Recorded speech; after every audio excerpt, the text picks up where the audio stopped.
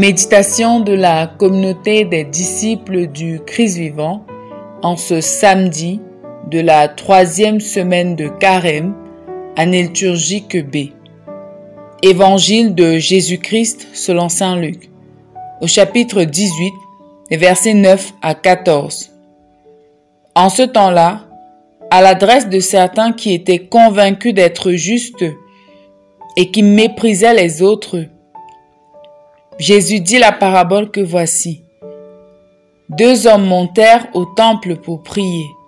L'un était pharisien et l'autre publicain, c'est-à-dire un collecteur d'impôts. Le pharisien se tenait debout et priait en lui-même. « Mon Dieu, je te rends grâce, parce que je ne suis pas comme les autres hommes. Ils sont voleurs, injustes, adultères, ou encore comme ce publicain. Je jeûne 2 fois par semaine et je verse le 10e de tout ce que je gagne. » Le publicain, lui, se tenait à distance et n'osait même pas lever les yeux vers le ciel. Mais il se frappait la poitrine en disant « Mon Dieu, montre-toi favorable au pécheur que je suis. Je vous le déclare. » Quand ce dernier redescendit dans sa maison, c'est lui qui était devenu un homme juste, plutôt que l'autre. Qui s'élève sera abaissé, qui s'abaisse sera élevé. Acclamons la parole de Dieu. Méditation. Bien-aimés dans le Seigneur, Dieu soit loué en tout temps. Dans l'évangile de ce jour, Jésus nous passe un message éloquent en plein milieu de Carême. Nous avons tous, sans exception, besoin de sa miséricorde. Nous sommes tous des pécheurs en quête de pardon. Finalement, le saint n'est pas celui qui a fait le plus de bien sur la terre, mais celui qui le plus demande pardon à Dieu pour chacun de ses péchés, avec la ferme résolution de ne plus les commettre. L'Évangile nous présente 2 hommes.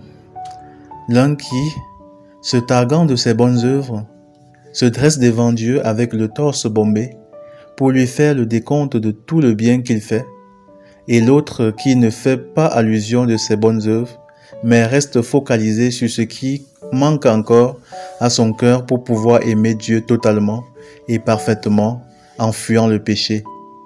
Jésus dit que c'est ce dernier qui a été justifié, sauvé. C'est lui qui est devenu un homme juste, pas le premier. En fait, Jésus ne reproche pas aux pharisiens d'avoir fait tant de bien, mais de s'être présenté devant Dieu comme le saint des saints. Or, nul n'est saint sinon Dieu seul.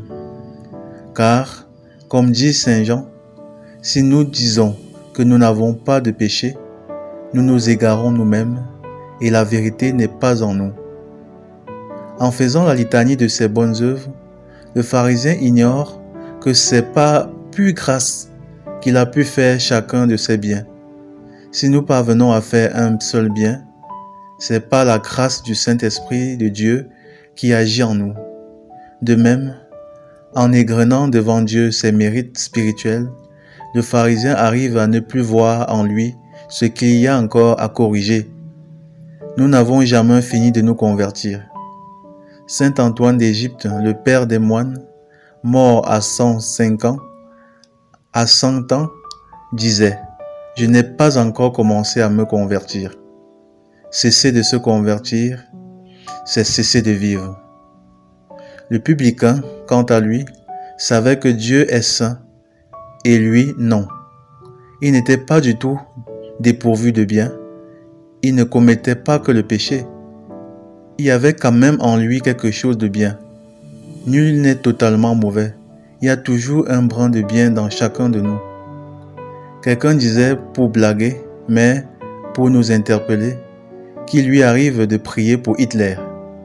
C'est donc dire que si le publicain n'a pas osé se focaliser sur ses bienfaits, ce n'est aucunement pas parce qu'il n'en avait pas, mais il avait simplement compris ce que l'orgueil spirituel du pharisien lui empêchait de comprendre, à savoir qu'aucun homme n'est juste devant Dieu. Nous sommes des mendiants permanents de sa miséricorde. L'on ne peut que demander pardon pour nos péchés, pour prier comme il faut. Et nous, en qui du publicain ou du pharisien nous reconnaissons-nous? Ne nous arrive-t-il pas très souvent de regarder les autres de haut parce qu'ils nous semblent moins pieux, moins proches de Dieu que nous? Ne nous arrive-t-il pas de nous sentir mieux que les autres? Prions et demandons au Seigneur de nous donner l'esprit d'humilité spirituelle. Prions. Seigneur Dieu notre Père, délivre-nous de l'esprit d'orgueil spirituel qui nous empêche de corriger nos penchants mauvais afin de nous approcher avec assurance vers le trône de ta grâce miséricordieuse. Par Jésus le Christ notre Seigneur. Amen. Intercession. Seigneur Jésus, nous te prions pour tous ceux qui ont un ego si surdimensionné qui leur empêche de se remettre en cause devant toi et devant les hommes. Accorde-leur la grâce de l'humilité et de la parfaite contrition. Vierge Marie, intercède pour nous. Exercice spirituel. En quel domaine de notre vie réside notre fierté, notre orgueil? En quoi avons-nous tendance à nous croire meilleurs que les autres? Dans un moment de prière, méditons sur nos qualités et nous verrons qu'ils sont bien infirmes par rapport à celles des biens des personnes autour de nous. Demandons au Seigneur la grâce de nous rabaisser devant lui afin qu'il nous pardonne, nous guérisse et nous relève. Et il n'y a pas meilleur moyen de se rabaisser que de regarder du côté de nos iniquités, de nos imperfections. Loué soit Jésus-Christ. À jamais.